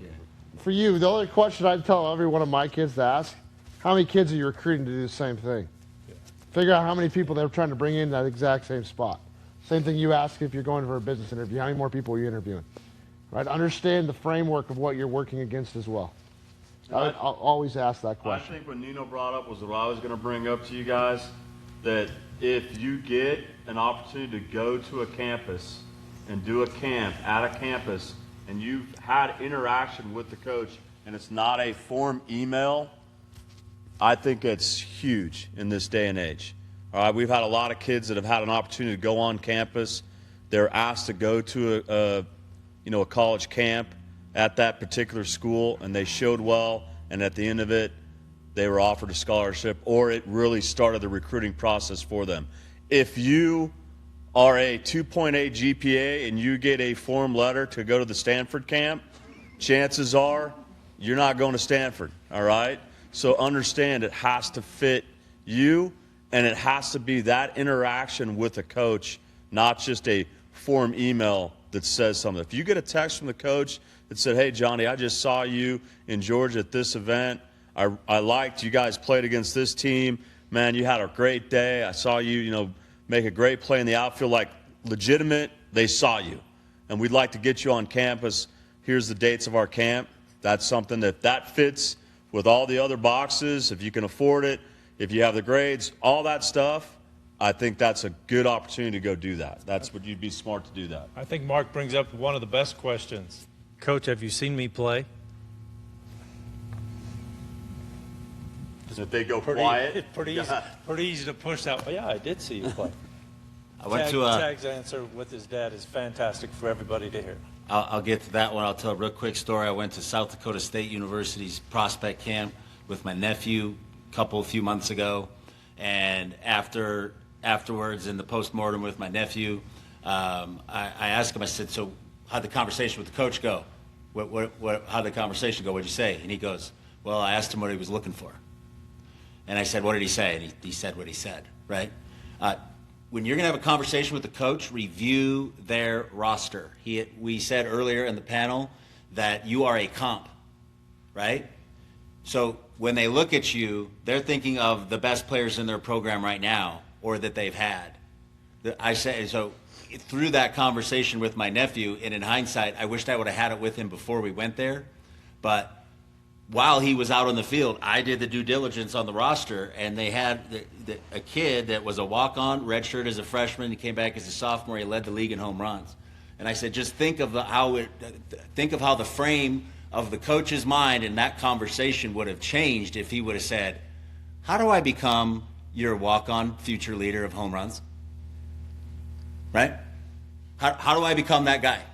And now, first of all, you're going to get better information from the coach, and you just became memorable. So do the due diligence and know the roster, know what they're looking for, know who's been successful in the program. The story that the coach wants me to tell me about my dad is be explicit with your dreams. Tell your coach your dream, because the only way that it is going to happen is if he believes in it just as much as you. You have to get your coach to sign off on your dream, because let me tell you, at the end of the day, because of how difficult it is in the marketplace to gain an opportunity, it's always the coach referral. And if your coach don't sign off on your dream, the chances of another one doing it are very, very slim. And so that was my dad's advice to me. And so when I got on college, I was a college walk-on. I was an academic scholarship guy. I told him, I want to get drafted, I want to play in the big leagues. That sounded absolutely ridiculous.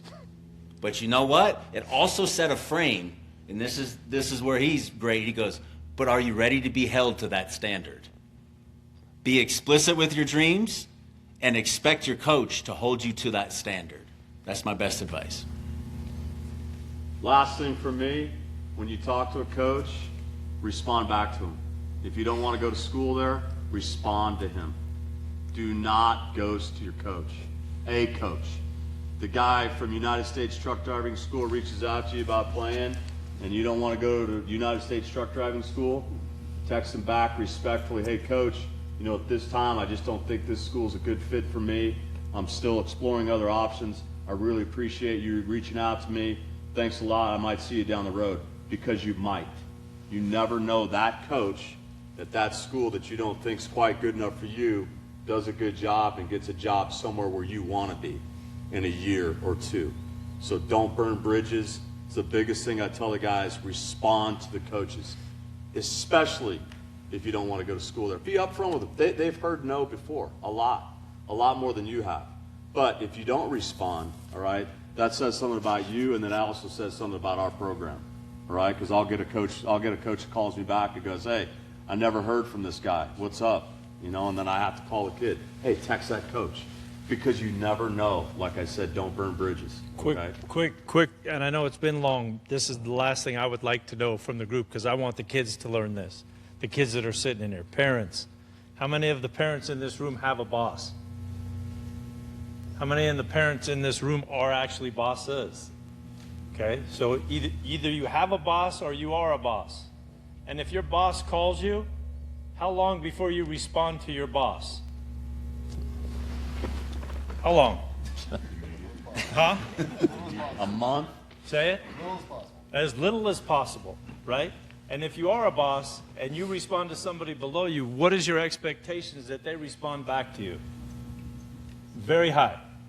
Very high. You want communication immediately if you're a boss, and if your boss asks you, you know he wants communication with you. So just think of college coaches as bosses. If they respond to you, right, if they ask you something, you respond to them as short as time as possible, right? And if you understand that dynamic in the real world, that's an easy thing for you to do.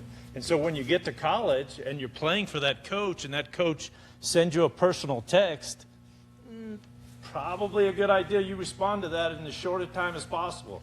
I used to say 15 to 20 minutes unless you're in class taking a test. You should be able to respond to me if I text you.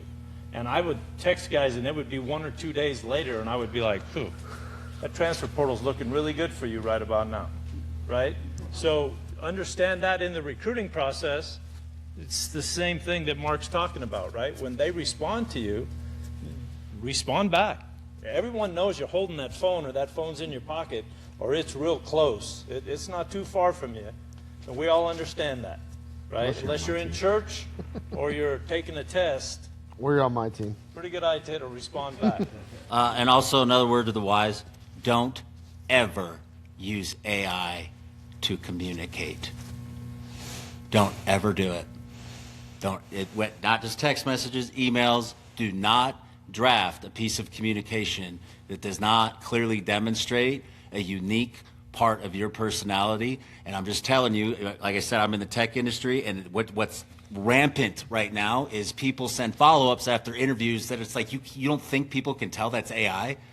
That's the easiest way to get crossed off the list. Don't ever use AI to communicate with a coach.